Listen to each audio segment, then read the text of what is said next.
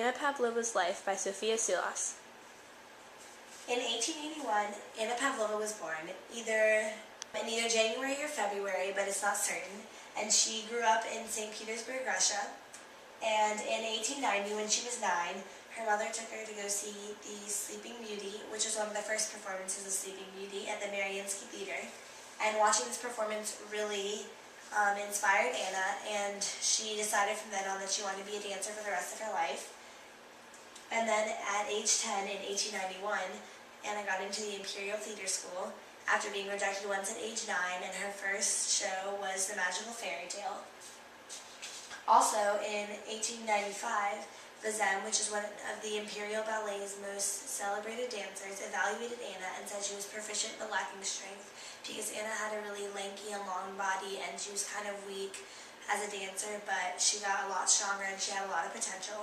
So shortly after, Vazem placed Anna under the teachings of Petipa, a French ballet dancer who's considered the most influential ballet dancer that has ever lived. And also in 1895, Petipa revised the ballet called The Two Stars, and Anna got a lead role, which was performed at the Mikhailovsky Theater. And then in 1899, when Anna was 18, she graduated from the Imperial Ballet School, and her two graduation pieces were Clorinda by Alexander Gorsky and Imaginary Dryads by Pavel Gert. These performances would be evaluated by the Imperial Ballet School to determine her next career move with them.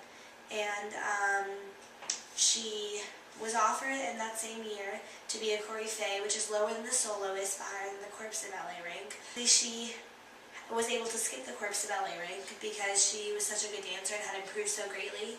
And the coryphée danced in groups of 3 to 4 and got 300 rubles a year, which is equal to $25 US, but of course in the 18th century, $25 got you much farther than it did now.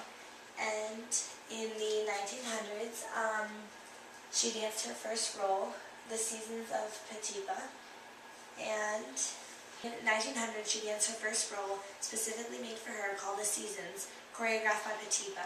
And in that same year, she danced at the Mariinsky in Petipa's La Fille Parafon and got many secondary roles such as Giselle, Sleeping Beauty, and Awakening of Flora.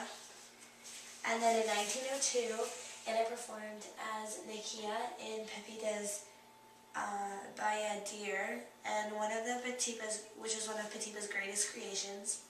And the public and the critics loved her after that, and they started to really admire her. And then in 1903, the dancers went on strike due to salary issues, but Anna stayed true to dance and tried to get other people to keep dancing with her. And then in 1905, Michael Fokine choreographed The Dying Swan for Anna, and she was graceful and elegant, and the dance was about the fragility of life. And right after that, in 1906, she became a prima ballerina, which is the highest honor in ballet. And then in 1907, Anna went global, and she started dancing around the world. And then in 1908, she was offered to lead a company with Diaghilev in his first season of Paris, but she couldn't because she was devoted to a tour around Europe in the springtime, and she didn't have enough time for that. But she made up for it in the same year because she performed in 2 of Diaghilev's pieces. And then in 1910, she had her first season in the Palace in London and partnered with Mordkin, and this season lasted 3 months and made London Lover. And in 1920, Anna started her own ballet called the Pavlova Ballet.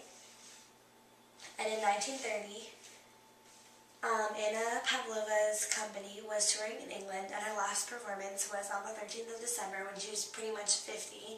And that December, her company took a break in the south of France, and she got a very bad cold when she was walking through cars and through snow to figure out what was happening in an accident in front of her. And she ignored that cold, and it turned into double pneumonia, which later caused her death on January 23rd of 1931.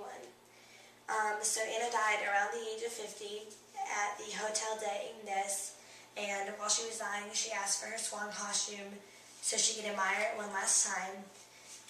She was very admired in the dancing industry and will always be remembered for her hard and dedicated work.